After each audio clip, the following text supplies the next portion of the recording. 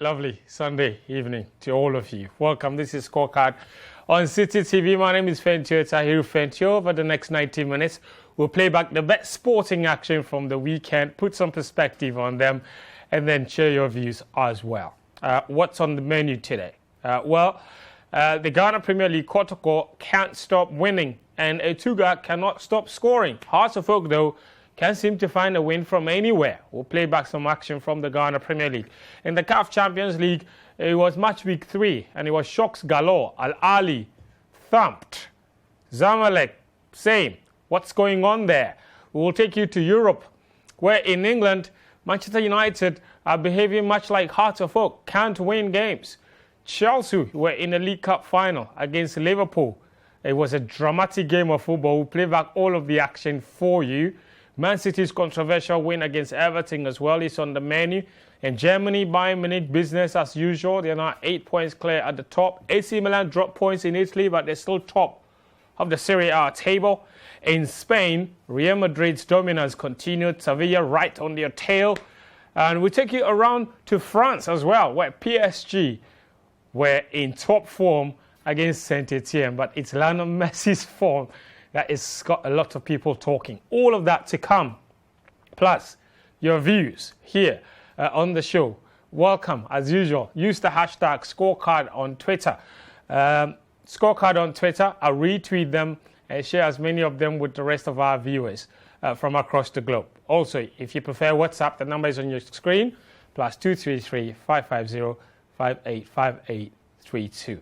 We'll take a very short break. When we come back, I will introduce my guest and we start to show you some highlights.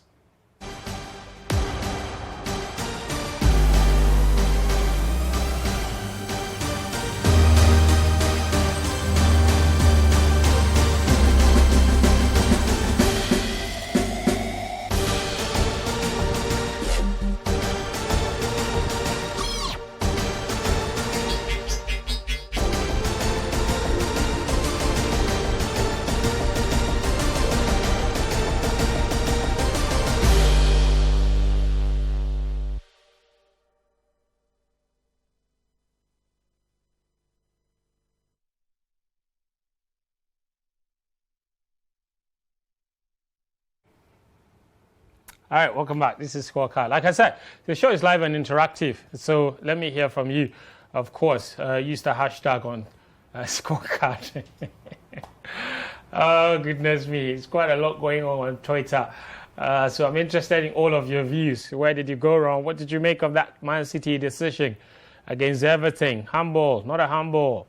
Man United struggles. What's going on?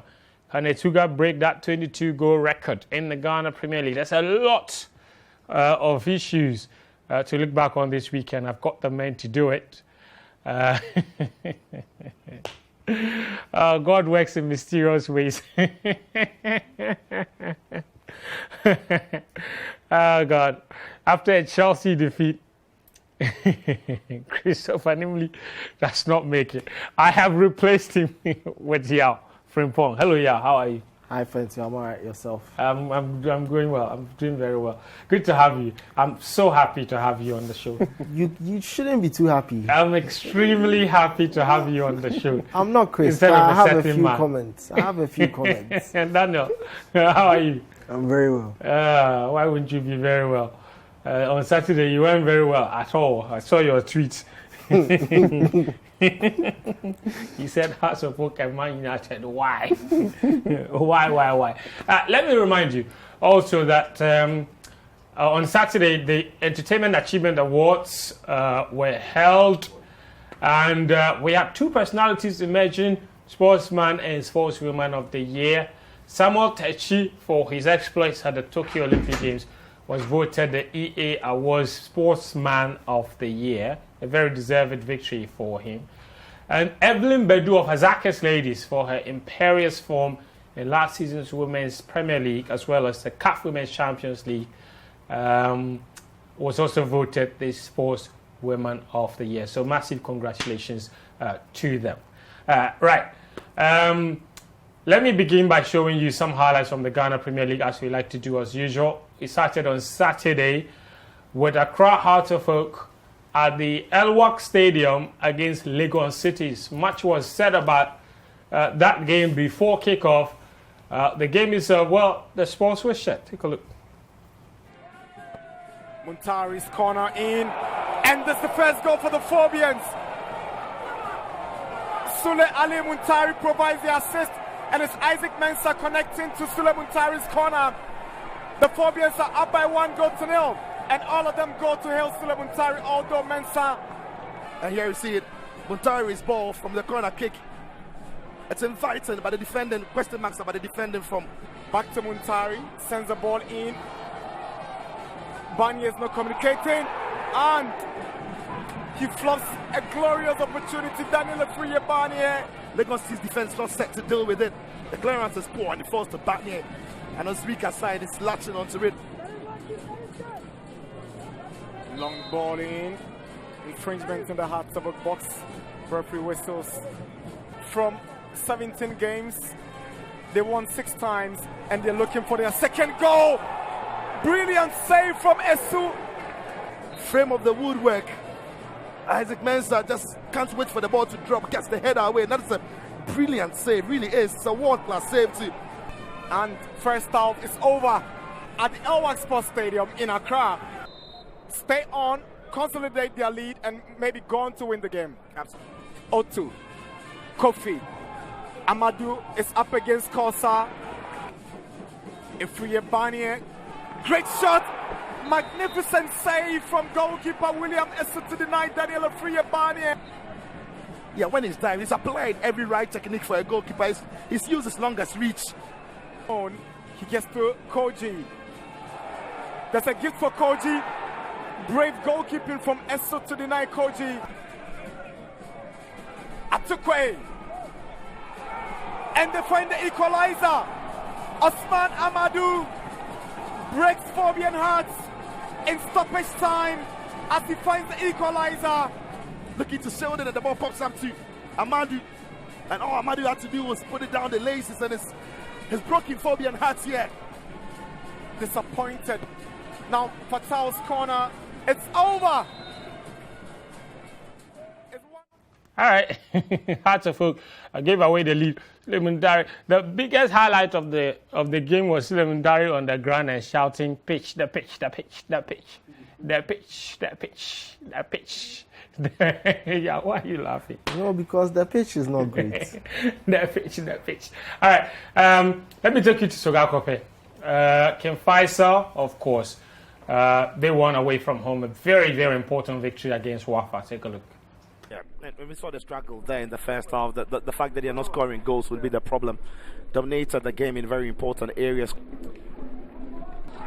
Good ball from Wayu to Osman Ibrahim.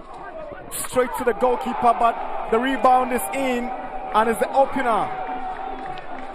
Osman Ibrahim scores the first goal for King Faisal here at the Wafa Park in Sogakope. The fact that he was still the sharpest after the ricochet, but this pass is brilliant. Just played into a path where it gives him the time and space to measure the shot. It's going with the toe poke straight into the goalkeeper.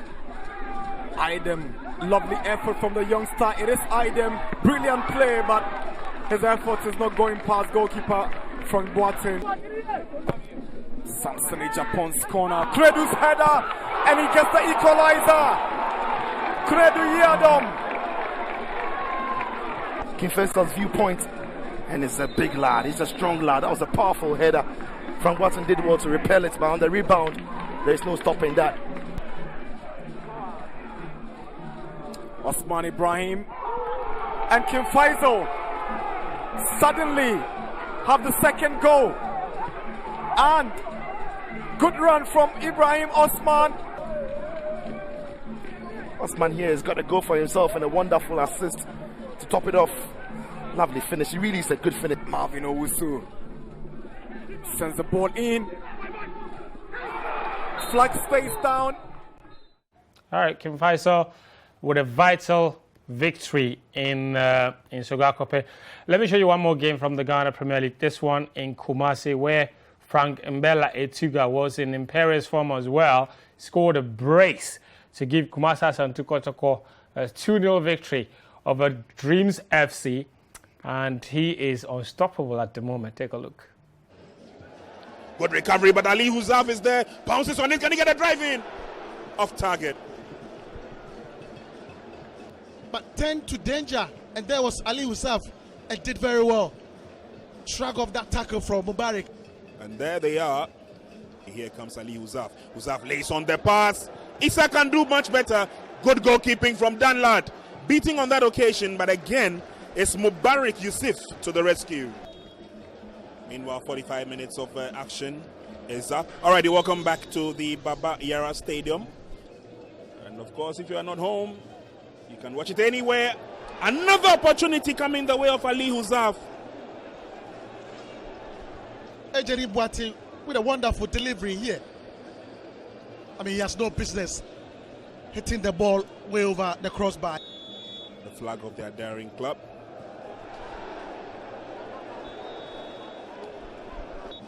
He still can't separate the two sides. It's a decent cross this time.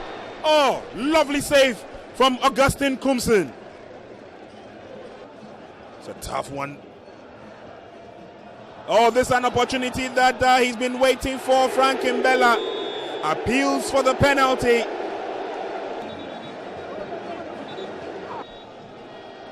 Penalty kick to Kotoko is Kumsen against Frank Etuga Mbella. Yes! Super penalty. Here. Takes the time and picks a spot, and super penalty, Prince. Kotoko 1.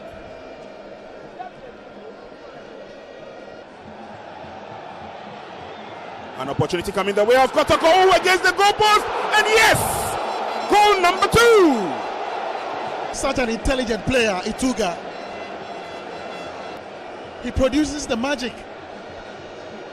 Here, there's no danger, but just look at the defending. Jalilu couldn't keep up with the pace. And here, after the ball... All right. Frank Etuga Mbella. Unstoppable. Now what? 13 goals in 14 matches. How many more from Ishmael Ado's record? How many more? How many more? 9 more goals. 9 more goals. That's not 9 more goals. That's not in what? There's 16 games left. I'm sure it's possible. It's possible. Well, elsewhere, 11 thumped Ashanti go away from home 4 goals. Nobody saw that coming. I'm not sure how it happened. Mediama won 1-0 against PSG United as well. Elmina Sharks and Lions ended 1-1. Jonas Stars won 2-0. And Brecum Chelsea also beat Gold Stars by 1-0. Let me show you the table and what it looks like now after 18 games in the Ghana Premier League. Kotoko comfortably on top. They now have a 10-point lead at the top of a second place between United. So Kotoko basically look like they have an unassailable lead at this point. The Diana Stars came 5 still completing the top 4. And if you go all the way to 7th position, that's where Hearts of Oak are at 26 points. No chance of them defending their league title at this point. The bottom is what's interesting. 11 Wonders, Wafa and Elmina Sharks. Wafa flirting with relegation. But the other 2 in the bottom basically survived on the last day last season. So no shock to see them there. Maybe they won't be twice as lucky. But that's what it is as far as the Ghana Premier League table is concerned. It's the start of the second round, match week 18, of course. All right, let me take some views from the guys before we move it on. Kotoko Etuga, unstoppable is the only word I have to describe him at this moment. Yeah, not too much of a surprise. He's shown his quality since he's arrived in Ghana. And it took him some time to settle. I think everyone expected when he joined to be put into action immediately, but they gave him some time to settle and is yielding results. I think the way Prosper Ogun sets up his team also allows him to thrive really, really well because he doesn't have to do too much physical stuff. He just needs to be at the right place at the right time. And he tends to be a good finisher. Yeah. So as you're a good finisher, opportunities present itself, you will do the job. And he's done that, I think, 13 times so far. Daniel, Hearts of Oak, I don't know. It's really difficult to lay down their problems. I mean, we've identified one that we've hammered on for the longest time now. Goal scoring. But now it appears they can't even keep the opponent from scoring. I mean, they can't protect a 1-goal lead. You expect that, at least if you're unable to score and you get the first goal, the least you can do is try and protect it. The manner in which they gave it away very last minute is disappointing. Yes, disappointing, but at the same time also, you don't expect to go into every game keeping a clean sheet. When you are a team that has been instilled with so much attacking principle and your game is based on your offensive strengths, when you create the chances, you score them. And some of the chances Hearts are missing are just, you really can't understand why they consistently miss golden opportunities like that. If they had got a second goal in that game against Leeds and Citi, that was game over. And I think that's been the recurring theme throughout the season, their inability to score goals. Yes, we've pointed out some of their defensive weaknesses, but I feel that if this team was a bit more prolific, we would not even be talking about how poor they are at the back, because they hardly concede more than 1 goal a game. And when you look at the chances they create per 90 minutes, they should be scoring more than one in almost every game. RTU, they should have gotten more, at least a goal in that one. The Kotoko game, they should have got a goal. The Liga and City's game, the first half should easily have been 3-0 if we are being honest with ourselves. Yeah. But some way, somehow, the players on the pitch fail to put the ball in the back of the net. And you see, when you see things like that, you can't really blame the coach, because his job is to help them create as many opportunities as possible per the game plan. And the game plan is creating these openings and the players can put the ball in the back of the net. Then that is not the coach's fault. The players must take responsibility for that. And the point is, how long are they going to be taking responsibility? How long are we going to be blaming the players? I just feel that this is an eye-opener, that when the season ends, per how it's going, I don't think Hearts is going to defend their title. I think they need to bring in some established names just to come in and make sure that something like this doesn't happen again. You look at the guys on the pitch and you see, this is my main problem with Hearts. Apart from Kofi Koji, who is a pure number 9, Hearts don't have anybody else like that. Isaac Mensah plays out wide into the middle. He's not your pure number 9. Obing Jr. himself also is not a pure number 9. So that in itself is a problem, because it means that guys are having to make shift and play in that role. And that role is, look, it's a specialist role. If you don't understand the box, you are not going to be scoring 10 plus goals a season. Kotoko, having a guy who's scoring 13 goals, because that is a specialist role. He was born in that position. He has been groomed and he understands the box. So then when you give him the chances, he knows how to take them. The composure is there, the finishing is there. But for Hearts of Oak, you can consistently see them rushing the opportunities, and it is just a sign of a team that they don't have the individuals who know how to score, and that is a problem. Interesting. All right, so things not going too well for Hearts of Oak at the moment. Kotoko, though, all really very interesting, happy times in Kumasi at this point in time.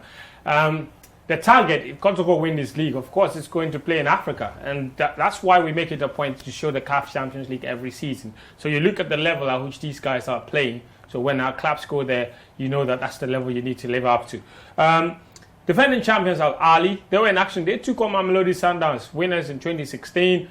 And it wasn't a game that went too well for the defending champions Al Ali. It was a game they played at home. And somehow they lost by 1-0.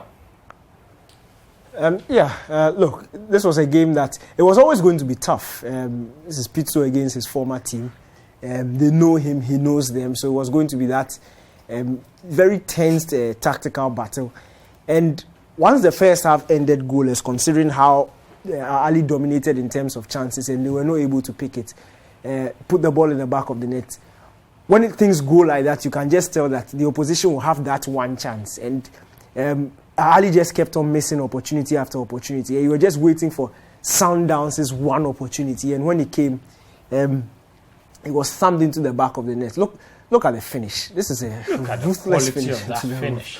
roof of the net. There's no chance, absolutely no chance for the goalkeeper. And it's a very interesting game with a lot of subplots. So Daniel mentioned one of them being Pitso Mosimane coming up against his former class Sundowns, a team he won the Champions League with before moving to Al Ahly, who are defending champions. But there was also Percy Tau in there playing for Al Ahly, and they bought him for a lot of money. And we talk about clubs wanting to be at the top. I mean, this is a player who was playing in the Premier League. Yes. Yeah, in the English Premier League. And he was a Sundowns player, I believe, before he went to England. Yeah. Very interesting. What about Wydad Casablanca? Well, they knocked out Hasselhoff in the early stages of the qualifiers. They took on Zamalek, and they absolutely pummeled the White Knights by 3-1. Zizou. A fantastic opener. That is a brilliant first goal. This guy's technique is just next level. This is fantastic. And we talk about, look at that. I mean, and this is the quality that we will be competing against. This is the quality that Hasselhoff try to compete against, and then chops 10-2 away from home. Not just the football, the quality of the facilities. Nobody's shouting the pitch. Exactly, and you can tell there's that support. Generally, the country seems to be in favor of such a competition. People love it over there, so it's not too much of a surprise that they are performing on the stage as well as delivering quality football. Is good to watch. I mean, I would watch this every week, just because the quality is just solid. Yeah, so that's that. Look at that. Look at the absolute delirium from the Wydad players. And this is a quality that we have to deal with if we want to go and play in Africa every single season. So every week we make it a point to show you. But let me take you through the group stages, the groups now after match week 3, and show you what the standings look like. So there you see, Mamelodi Sundowns in Group A, looking very comfortable, sitting pretty, 7 points. That's 2 wins and a draw for them, still undefeated. Al Merrikh of Sudan. Al Ahly, the defending champions, risking not qualifying to the round of 16. They have just 1 point after 2 matches. Of course, they didn't play on the opening weekend, but this is not good nonetheless. Al Hilal of Sudan, 2 teams from Sudan in the same group as well. Let's go to Group B as well. Moroccan team Raja Casablanca, conflict top, 9 out of 9. That's maximum points. Amazulu have 6 points. ES Tif of Algeria with 3 points. Horoya of Guinea, 0 points at this point. Group C, ES Tunis, that's Esperance. They have 5 points. Belouizdad also have 5. ESS of Tunisia with 3. Galaxy of Botswana. There's a team from Botswana in the group stages of the CAF Champions League, so show some respect. The Ghanaian team has been in the group stages of the CAF Champions League for God knows how long. Let's go to Group D now. There you see 2 Angolan teams in this group. One of them is comfortably top. The other one is languishing in the bottom. Atletico Petroleos, all right, or like we like to say in English, Petro Atletico. They are top with 7 points. Wydad Casablanca, you saw them beating Zamalek there. They have 6 points. Zamalek have 2, no win in 3. And Esperança of Angola with just the 1 point as well. All right, so that's the lowdown from the Ghana Premier League and the CAF Champions League. We will take a very short break. When we come back, I'll read some of your messages and we take you straight to Europe. Don't go anywhere. Welcome back. This is Scorecard on Citi TV. Let me read some messages on Twitter. And my good friend Kwekwa, he said I am speaking in a nasal tone. He's asking if I have been crying. I haven't, Kweku. I have not been crying. You have won. Celebrate your trophy, okay? Celebrate your trophy. You won. Liverpool won. Kotoko won. You are happy. I'll find my happiness, inner joy. I'll find it after my deep reflections. The same deep reflections I want the United fans to have. And now they're calling me Mr. Deep Reflections. Odro Reku says, Sundowns goal against Al Ahly reminds me of a similar goal by Bafana in the 2010 World Cup. That is true. That Shabalala goal. Nana Asari says, Scorecard, He said, where is Numo? And he started tear emoji.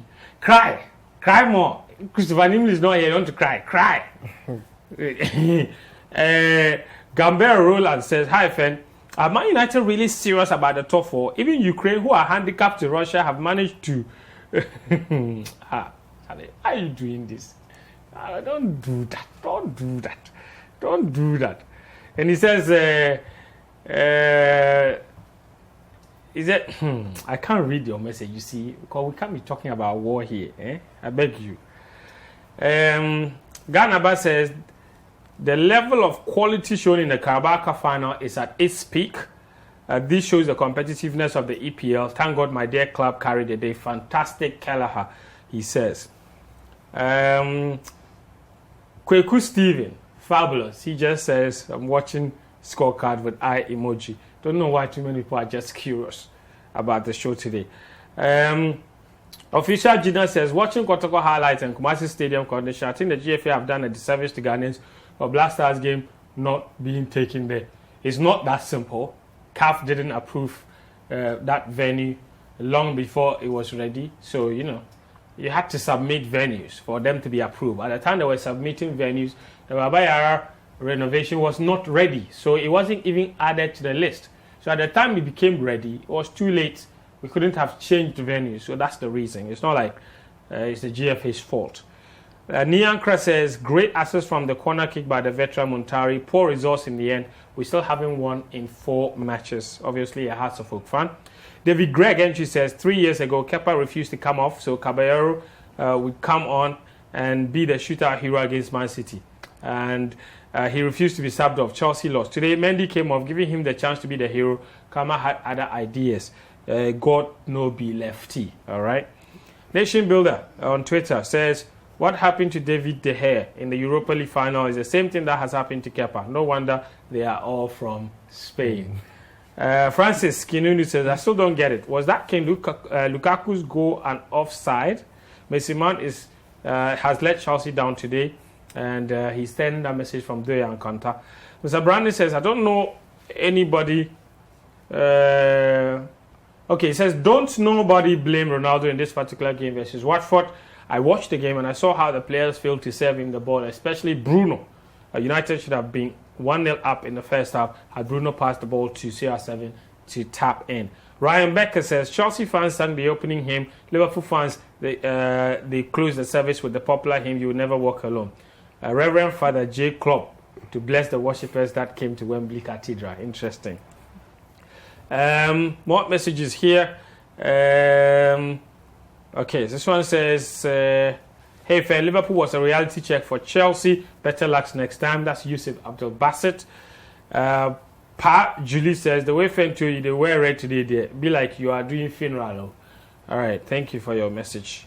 Ziblim Osman says, he who fights and runs away lives to fight another day. Chelsea will win next time, but I think Lukaku's goal was blatantly disallowed wrongly. England has the worst referees in the whole world, trust me. Abdul Wahid Raul says, guys, the ball Kepa kicked during the penalty shootout has been found at the Kaswa market. Hooray to all Chelsea fans. I make happy pass. Raul from Kaswa. This one says, it says, God is good, because Danike can't suffer alone. Yeah, interesting. I'll read more messages, but time now to do some football. First of all, let me take you to Ellen Road. That was where Leeds United hosted Tottenham Hotspur. That match ended in a thumping victory for Spurs that also ended in the Leeds manager, Marcelo Bielsa, walking away. All right, so that result was the last straw for Marcelo Bielsa. After that, he said he was leaving, so he left the club by mutual consent. We'll get back to that particular game, but let's go to Old Trafford. Manchester United took on Watford. They were as wasteful as you would ever find. The match ended 0-0, and so many United fans were not happy. All right, so Man United fired blanks against Watford. That match ended 0-0. Let me show you one more Premier League game. This match was at Goodison Park. It was between Everton, Frank Lampard's Everton, and Pep Guardiola's Manchester City. It was a very, very controversial game, not because of the goal Man City scored, which gave them the win, but because of a certain decision that wasn't given. A purported handball decision that wasn't given. So take a look at the highlights. All right, so you saw that last moment there. Man City got the win. Of course, it was victory that took them 6 points clear at the top of the Premier League. Let me show you the full results from the Premier League and see what... Okay, so there you go. From the bottom, West Ham beat Wolves earlier today, 1-0. City's victory against Everton, you see there. Villa beat Brighton away. United drew with Watford. Burnley and Palace 1-1. Brentford lost at home to Newcastle, so Newcastle look like they're going to survive. Spurs stamped Leeds. Southampton, they beat Norwich by 2-0. We're going to analyse back in a bit because it's very important to look at that last moment. Daniel, let's talk about that Man City Everton game, that moment. I mean, from where you sit, from the interpretation of the law, handball, penalty, or no? It's not from where I sit. From where anybody in the world sits, it's a penalty. The only people who didn't think it was a penalty was VAR and the referee. And unfortunately for the world and unfortunately for Everton, they are the ones who have the power to call the decision. And it wasn't given. But it makes no sense at all. I don't even think we need to debate on this thing. It's a clear error. It's a clear handball. It's a foul. It's a penalty. Because you see, there was an Everton player behind him. So it's not like there was nobody there. The Everton player was putting pressure on him. And had he not used his hand to control the ball, you don't know what would have happened. He literally stretched out his arm. It's so clear. I don't even... honestly, I don't understand how this thing wasn't given. It is not... Because it's not like the ball accidentally hit his arm. Yeah, I mean, the ball was coming and then he stretched out his... And it's even under the sleeve. So that new rule where they are talking about the sleeve being part of the upper body. Because he stuck his arm out. He stuck his arm up. Yeah. He used it to control the ball clearly with his skin under the sleeve. Touched the hand clearly. And somehow it was the Reece James penalty incident. This was even clearer than the Reece James penalty incident. I don't know how on earth this wasn't. Look at where the ball is. I mean, is that something you agree with? I believe, looking at it, he knew the bounce had tricked him. Yes. So he had to do something about it because he was going to miss the ball. And that was the only way to control it. And in controlling it, he moved his hand towards the ball. Moreover, it's skin that contacts the ball. So, clear pen. I don't know what Paul Tierney was thinking, but... It wasn't him. That's the point. I think that's why people... it was hard for him to see. So if he doesn't see, it's VAR's job to spot that. He's behind the player. Yes. I believe his angle behind the player makes it very clear for him. That's what I'm saying. But referee doesn't see. That's fine. Okay, that's forgivable. But VAR misses it. That's poor. What shocked? They didn't even give the referee an opportunity to look at it himself. That is very problematic. So it means they've sat down there and they've made up their decision that Manchester City will win this game. That's how I honestly. That's how I choose. That's a stretch. No, it's not a stretch because that's the only sensible reason why you would not even allow the referee to look at this. So what he's trying to tell us is that this is not good enough for the referee to have an opportunity to look. He can make the decision. It's not a clear and obvious error. It's not a foul ball at all. That's what he's saying. Yeah. That is not a handball. So let's move on with the game. Yeah. But we can clearly see the player making a motion to use his hand to control the ball. There's pressure behind him. And that's what I'm saying. You see, if the Everton player, if he didn't use his hand to control the ball, the Everton player would have put pressure on him. And you don't know what would have happened at the end of the day. So it's Chris Kavanagh who has programmed in his head that once on the VAR duty, once Foden has scored and it's 1-0, this game is ending 1-0 and Manchester City are getting 3 points in this game. That's how I choose to look at it, because other than that, then it really doesn't make sense. Interesting. Let's talk about the Man United game against Watford briefly. United dominated, created chances. The manager said after the game that it's his job to make sure that they get into goal-scoring opportunities, but finishing is down to the team, and they really let him down. Yeah, Man United have been doing well in chance creation, and this game against Watford, it was quite evident.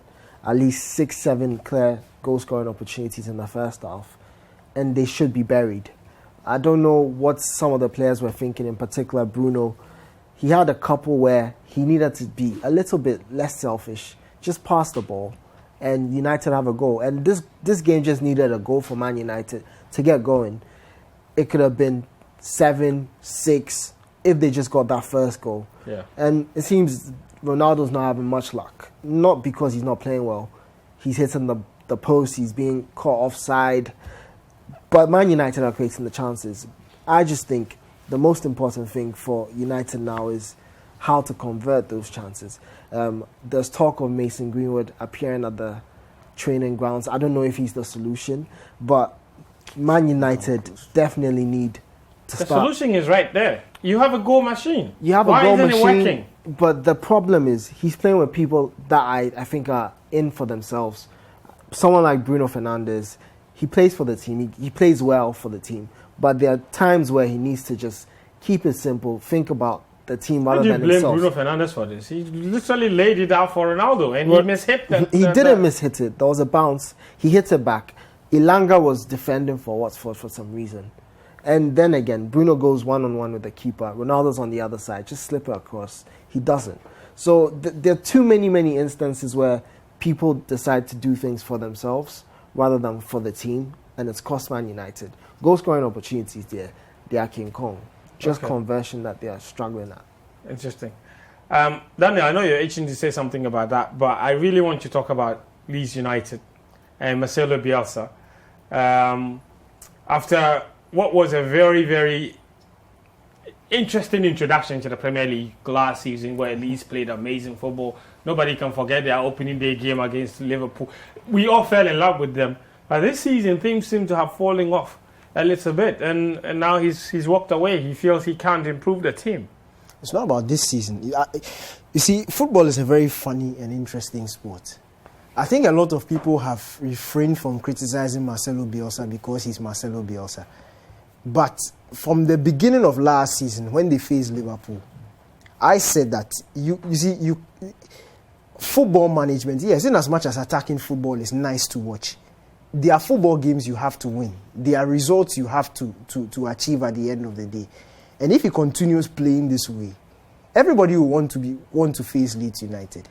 That's how many goals they've conceded in the last. They conceded 6 against Liverpool, 4 against Spurs, 4 against Man United. That's 14 already. Yeah. 20 It's 20 in February. 20 goals in February already. The most goals conceded this season was 60. Yeah. It really doesn't make any sense. And you see, my point is, he didn't make any attempt to fix the problem that was very glaring. The fact that they conceded too many chances, their team was just, and the system was just too open and too easy for people to be able to score them. And that is not management. You cannot be fixated on one aspect of play consistently. You see, what's annoying is that it's not like Leeds United are scoring too. You see, if they were playing and they were scoring, and it was maybe 4-4, 3-2, you could say 4-0, 6-0. 6-0, 4-0, 7-0 against Man City. People are battering you for fun. They catch you, they score you. So only you, when you come, you have to take. You can't take less than 3. You are selfish. You want to concede all the goals in the league. It's not. It really doesn't make sense to me. And I'm happy he's gone. I'm really happy he's gone, because if you look at the league table, they were going to go down. I don't know who is coming in. I don't know how well he'll do. But the way they were conceding goals, and you see, goal against is very critical at the bottom of the table, because most of the teams down there don't score a lot. Yeah. So if it's that close and the points are the same, this goal against, in fact, when you reach the end of the season, the defenses are the ones that will set teams apart. The good defenses will enable you to stay in the league, and the poor defenses will take you out. And for this Leeds team, with the talents that they have in the team, yes, one might say that it is Marcelo Bielsa who has made them look good. But the defense is just too bad. It is not Premier League level. It's just bad. Look, I have to mention Man United's matter. I can't. Go on. Look, you look at 90 minutes of football, chance after chance after chance. And you see, this is another opportunity for me to talk. Bruno Fernandes is way too rash. You see, under Ole Gunnar Solskjaer, in the current state of Man United, it reminds me of David Moyes and Adnan Januzaj. when a team is not performing to a certain level, somebody who performs okay all of a sudden becomes very good. Somebody who is performing in the okay team becomes very... I'm not saying Bruno is not a good player, but I'm saying the basic duties of a number 10. You see, you should have that instinct to create first of all, before you have the instinct to finish. If there's nobody around you, fine, you go for goal. But the Ronaldo chance like that, I don't fault him for that, because Ronaldo wouldn't have passed to him if he was in that situation. A player who trusts his ability one-on-one will go for goal. He just should have done better with the finish. My problem with Bruno is the last 15 minutes of the game, where if you looked at, and you see, I'm not saying this because of my likeness for the player, but if you watch the last 15 minutes of the game, when Matic, Pogba touched the ball, you could tell some calmness. They were very deliberate in the passing, pointing out where players should move. That's where you need that level of calmness. If you rush things, it's not going to work. Bruno, last 30 minutes, he picks the ball, 40 yards, boom, he's going for goal. Corner, boom, he's going. 15 yards, boom, he's going. It's blocked. It comes back to him, boom. Like, he's the only one on the pitch. He's the only one who has, what's his name? Thanos' right leg. And that when he fires the ball from 50 yards, the ball is going into the back of net. You see, these things come with experience. As you grow and as you play, we expect better. And it can be very frustrating watching a player like that, because why are you consistently shooting? Where Ragnick had brought on Sancho, there was, I'll not mention Rashford because he's not part. Elanga, there was Ronaldo, there was Pogba, there was Matic. These are guys who could pick up passes. These are guys who could play intricate play and create chances. Why are you consistently shooting anytime you get the ball? When there are 3-4 players in front of you, you are shooting. It is not working and you are shooting. And you see, it's not just this game. Bruno tends to do that a lot. And that goes against the team, especially when you have a team with as much attacking talent around you as possible. Look at the Elanga chance that Pogba created. Elanga 1-2 with Fred. Fred gives it back to him. I bet you, in the position that Fred passed the ball back to Pogba for the flick, Bruno would have shot. Do you get me? Yeah. You have enough players who can pick out passes and then fashion out clearer opportunities. You have to be a little bit more aware. More awareness. You will not see somebody like David Silva or Mesut Ozil or Kevin De Bruyne or Paul Pogba himself, or Liverpool have Thiago Alcantara. They don't just go boom, boom, boom, boom, boom, boom because they have the technique. They are more deliberate about it, and that's what I expect. Especially when you have Ronaldo. Especially when you have Cristiano Ronaldo. True. He's there for moments like this. Last minute, just give him one more chance. Yeah. That's why you have players like that. Harry Kane's, Ronaldo's, Haaland's. Create one more good opportunity in the box. You don't have to be hitting 40, 50 yards. When it's goalless and your team badly needs it. If you had a technique and you were Thanos' right, you would have scored in the first half. From 6 yards, you couldn't score. But it's 50 yards that you want to try 5 times in a row before you score. It gets very frustrating. Bruno Fernandes catching heat. He doesn't have Thanos' right leg. Interesting. All right, what we will do is take a short break. When we come back, we're going into that League Cup final between Chelsea and Liverpool. This is Scorecard on Citi TV. Don't go anywhere. All right. Let me take a few more messages on Twitter. I'll take some messages from WhatsApp as well. Jada, he said, tactically, I think the game was won. Was in the balance. Yes, Chelsea had the better chances, but Liverpool dominated, had more shots and shots on target. Chelsea didn't take their chances, and that was their own undoing. That Lukaku offside though. I know. Danny English says, I can tell it's pathetic being a Man United and Hasselhoff fan. MC Lil B says, thanks to Kotoko for winning today, but we need to work harder to win the league. Great teamwork. But what I just saw about the CAF Champions League, our local teams, they are far behind. Interesting. Oxley says, Man should join the ladies' team since Emma Hayes is a trustee now. She should activate that power. All right. Eddie says, Liverpool are Chelsea do back. Interesting. And Bernard Brain also says, we dedicate this trophy to Ukrainians in solidarity. Fabulous Wekus TV says, I can't wish for any better Sunday than this. Liverpool taking the Carabao Cup and Kotoko cementing our lead with 10 points. But seriously, the issue of poor pitches needs attention. More messages here. Let me take these ones from WhatsApp, of course. There's quite a lot of them. This one says, "Hi, Fentu. I'm Danny Phantom from Intonso. I want to ask whether a good player is only judged by goal scoring, because Lionel Messi is playing so good these days, but people only remember the 2 goals he has in the French league." This one says, "Hi, Fen. Man United really serious about the top 4? Okay, I think I've read this message."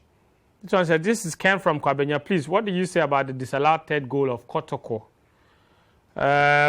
Wafa AC from Mansour Amenfi in the Western region says, "Kepa thought he was kicking a goal kick, but realized it was a penalty kick after kicking it." Entry Blessed says, "We really expected Coach Nimli today because United drew and Chelsea lost." All right. He's not here. He traveled to Kumasi, so he got back a little late. So forgive him. I needed to say that. He was in Kumasi over the weekend for some personal matters, so he came back late. Atu Duncan from Takwa says, "I'm a Hasselfield fan, but I want Kotoko to win the league and go to Africa and also receive 6 from receive 6 from Al Ali and Co." What is all this? Roxing in Nigerian Ghana says, "I told you the quadruple is on the way and this is the beginning. Fento, you people should learn to give some respect to the name Liverpool. You never walk alone. We are Liverpool and this means more." You know Roxing? Roxing, the guy who predicted Italy to win the Euros from the very day the Euros kicked off. Every single Sunday he sent a message. Just Liverpool is going to win a quadruple. Quadruple, yeah. He did say somebody was going to win the AFCON and he didn't. I think he said Egypt. Okay, well, And they didn't. So the quadruple might not happen as well. Or it might happen. I don't know. But thank you, Roxing, as always. Majid in Old Fadama says, "I thank God for protecting us from noise pollution." To my Chelsea friends, better luck next time. For we, the United fans, we don't care about anything again because a dead good fears no knife. I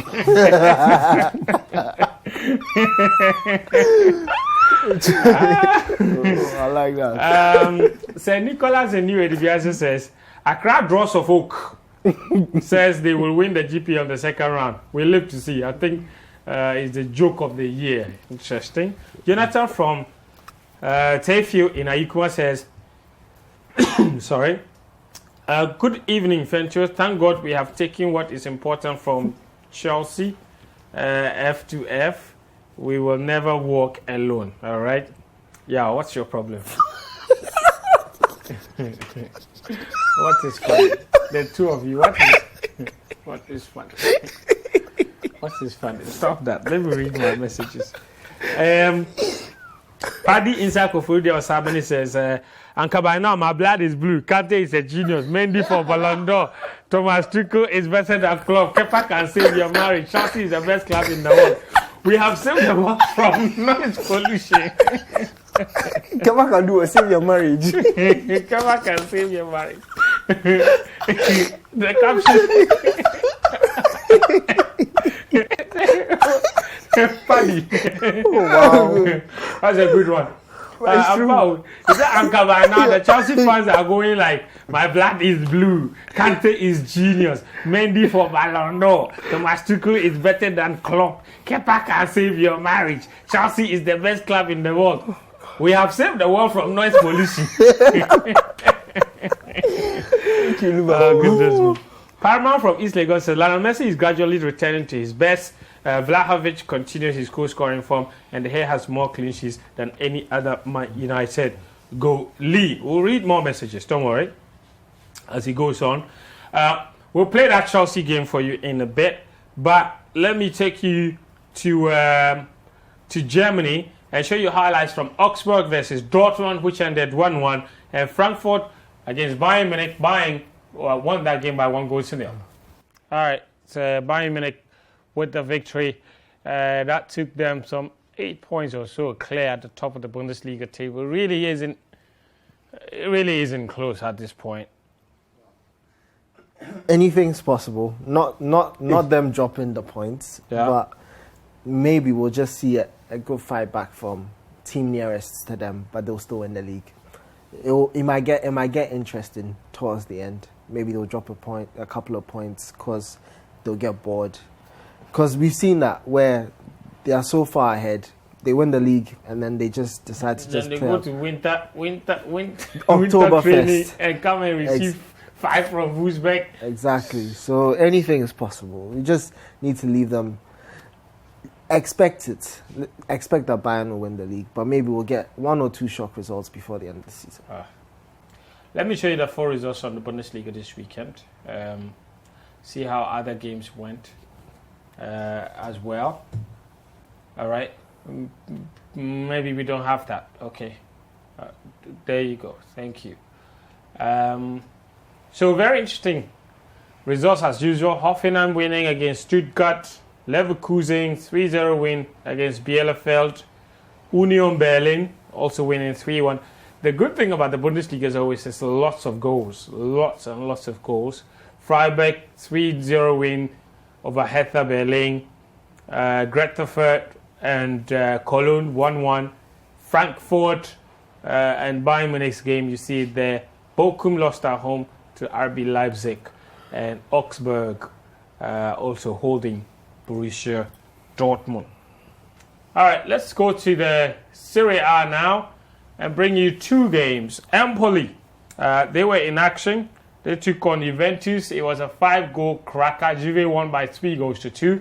After that, we'll show you AC Milan and that draw with Udinese. All right, let's see the 4 Serie A results from this weekend. So there. Top of the table, AC Milan held by Udinese 1-1. Genoa and Inter Milan also ending in a draw. Bologna and Salernitana 1-1 as well. Empoli losing 3-2 to Juventus. Vlahovic with that brace, he's unstoppable. Also scored in the Champions League. Fiorentina, they lost away to Sassuolo. So Alfred Duncan losing to his former team. Torino lost at home to Cagliari.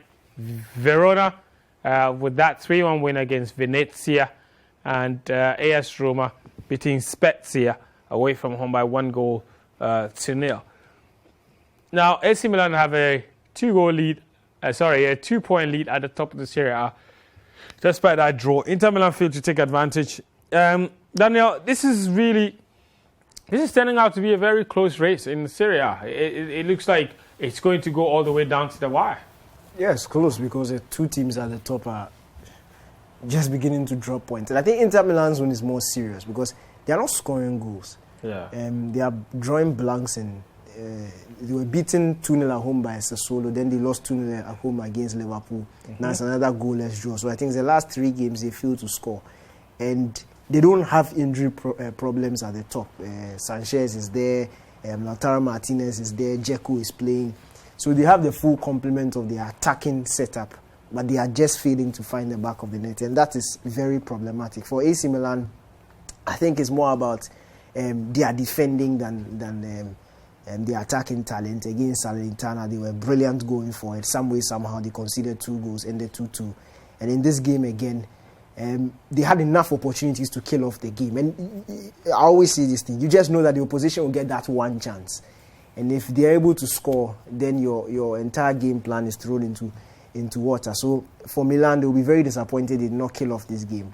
But I think this leaves the door open for teams like Juventus and Atalanta, especially Juve. They're on a long unbeaten run, but unfortunately for them, there have been a lot of draws in there. Yeah, and then they also fell too far behind at the start. Yeah. Now they are trying to claw their way back. But if they can capitalize on the poor form of Milan and Inter, then we could have a very interesting title race at the tail end of the season. But for now, I feel AC Milan have the advantage because they are only focused on the league. They are out of the cup, they are out of Europe. So they are only solely focused on the league, and I think they should just take it game by game. They don't have experience-wise. They might not necessarily be there. Yes, Giroud is there, Zlatan is there, but the squad is not made up of seasoned winners. Yeah. You have 1 or 2 guys, as I've mentioned, but they will need as much experience and as much guidance as they can to be able to see it off, because Inter will pick form. Inter will start piling on the pressure, and for me, this is the moment that Milan should have started tearing that gap between themselves and Inter. All right, so that's the lowdown on the Serie A. How about Spain? Real Madrid have a 6-point lead at the top of La Liga, I believe. They took on Rayo Vallecano. It was a match that ended 1-0. Yeah, I don't know if you saw this game, but Real Madrid, this is basically how they're grinding out victories. Even in games where they haven't necessarily played too well or dominated, they're getting the wins, and it's getting them closer and closer to the La Liga title. Yeah, I think it's a trait of champions when you can just grind out such results. But then again, the partnership up front between Benzema, Rodrigo, Vinicius, and now Asensio is back as well. So they seem to have a team that's kind of developed together over a period, and they lost pieces, but they've managed to put something together, and they've been excellent going forward. They tend to know how to keep teams out, but also get that necessary goal to get them the 3 points. And Courtois has been excellent all season. Yeah, I think he's been one of the key revelations for them thriving or managing to stay up top for so far. Yeah, and oh, look at that! Good that you mentioned him at the nick of time. Brilliant one-handed save from Courtois, and that one point blank. First one, second one. He's really. I mean, I wasn't the biggest fan of Courtois, not because I didn't think he was good, but obviously I didn't like the way he left Chelsea, and he had a really difficult first season. Let's be frank, because Messi was using him for being. Bruno should watch what Vinicius doing. But yeah, very selfless. Slipped it onto him, and Vinicius. I really like this Vinicius. He's a totally different player. And Carlo Ancelotti has really matured a lot, and he's helping the team. And Benzema seems to be enjoying playing with him, and that says a lot, considering that just last season Benzema was asking Phil and Mendy not to pass the ball to him because he said, Vinicius was playing against the team. He was playing against Real Madrid simply because he was wasting too many balls. All right, Atletico Madrid were also in action. They are the defending champions. They took on Celta Vigo. It's a game they won by 2-0. We saw them in the Champions League in midweek against Manchester United. They scored very early on and then gave away the goal. It ended in a draw. Everybody's been very disappointed in the way they defended this title. But they still are trying to breathe some dignity into their campaign. And that was a really good goal from Lodi. Well, not too surprising. He's got good technique, and right there, that's the only place he could put the ball, and the keeper probably didn't expect it, and he managed to squeeze it through. Yeah. Daniel, any thoughts on Atletico? I mean, Diego Simeone is being under a lot of criticism, a lot of fire. It's been a very poor defense of the title. They should have done better, considering the talents that they have in there. But I'm happy for this man, Lodi. He's been moved up front. I think he's playing further forward, and he's adapted quickly to the role. Yeah. A very dangerous attacking threat for Atletico Madrid, and also for Kondogbia. For a couple of seasons, there looked like his career was on a low. Yeah. He's come to Atletico Madrid, and he's doing some fantastic work. He's performing his role to perfection. Brilliant midfielder. He is very strong. He has the technique and the eye for the pass. Defensively, too, he's very solid. Of course, we saw the defensive work he did against Man United midweek, where he marked out Paul Pogba completely from that game. He has that in him. But for Diego Simeone, getting the collective, individual superstars to be able to be a solid collective, and he's not been able to do that.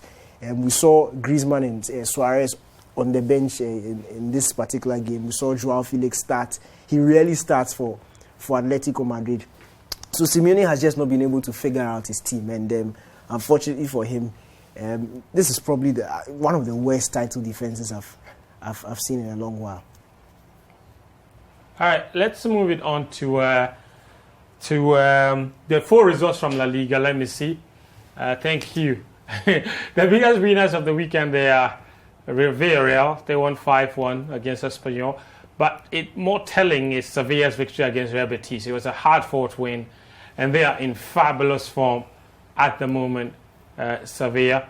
And, they were, I think they play against West Ham in the Europa League. That should be some very interesting game of football. The Barcelona beat Athletic Club by 4-0. Aubameyang, Dembele, Luke de Jong, and then the returning Memphis Depay. Oh God! Getting the goals for Barcelona. So Barcelona, in the thick of things, might be too late to win the title, but clearly, it looks like Xavi is doing something very significant there. All right, we rarely do this, but we will show you some Ligue 1 match. It was PSG against Saint-Etienne in France. Lionel Messi with an assist, but everyone keeps saying Lionel Messi isn't scoring. Someone sent a message to remind us of whether the only matrix for measuring Lionel Messi's goals, and is not, but he definitely assisted in this 3-1 win. All right, so Messi didn't score, and I saw that a lot of people were not very happy with that. But let's look at that League Cup final between Chelsea and Liverpool, of course. It ended 0-0 after extra time went on, and Chelsea lost, of course, in the shootout. Daniel, this was a... I mean, many people would tell you that this was a game that Chelsea... Look, both teams had their chances. Chelsea had the clearer opportunities. Poor finishing let them down. But Liverpool themselves did very well in the game. They looked like the dominant team in terms of possession. They created some good opportunities also for themselves. But I think that, for me, the most telling moment in the game was the Lukaku goal. I think it should have stood. Looked at the line, I've zoomed in, tried to understand how he was offside. It looks like it was his sleeve that was offside. Sense. But the offside rule is the goal scoring part of your body. His sleeve is technically his arm, which can't score a goal. So it was very confusing as to why that goal wasn't allowed to stand. It's shocking, but yeah, these things happen. And for Chelsea, you see, a lot of people are also talking about the Kepa incident. This is something that it's been tried and tested. In the Super Cup, it worked. In the first 2 games of the Carabao Cup, Kepa is the reason why Chelsea qualified. Even in the FA Cup, the last round, I think the first round, he's the one who was on hand to save them by a penalty shootout. So he's done it before. Just unfortunately that Liverpool are just better at taking penalty kicks. They've done their homework, and they took some solid penalty kicks in there. So that is that. Liverpool have won. Obviously, there was only one team that was going to win. It's just a bit painful for Chelsea that this is a second Carabao Cup defeat in a row that has gone to penalties. Last time was 2019 against Man City, and then it's happened again in 2022 against Liverpool. But if you are losing to the most successful team in this particular competition, I don't think there's any shame in that.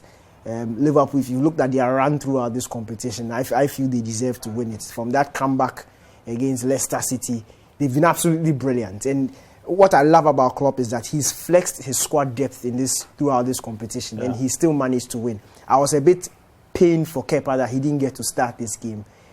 He's the reason why Chelsea reached this stage of the competition. I feel just like Klopp went for Kelleher, I feel Tuchel could have put his trust in Kepa from the beginning. Yes, you mentioned the Mendy saves, but you also don't know if Kepa would have. He's done it throughout this competition, so there's no saying that Kepa wouldn't have been able to do that. That's just my 2 takes on it. But yeah, Liverpool are champions, and I think they deserved it.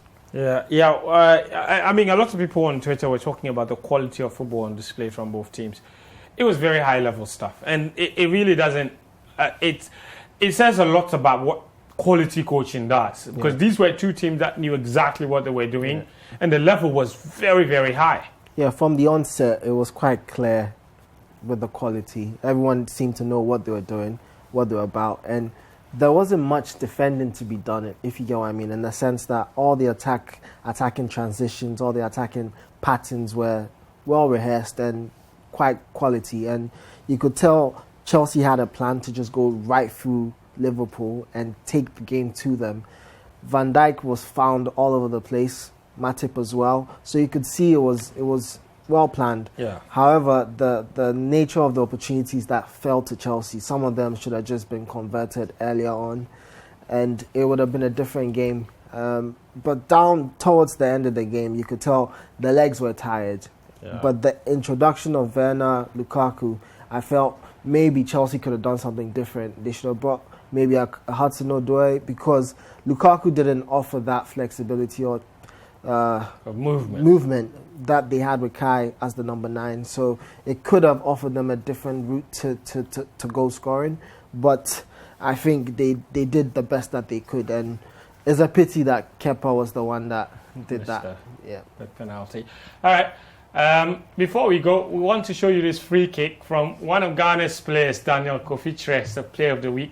He scored a wonderful goal there as far as it's concerned. And I just want to, there you go, Daniel Kofi. Oh, brilliant. Frosty Pali. Fantastic.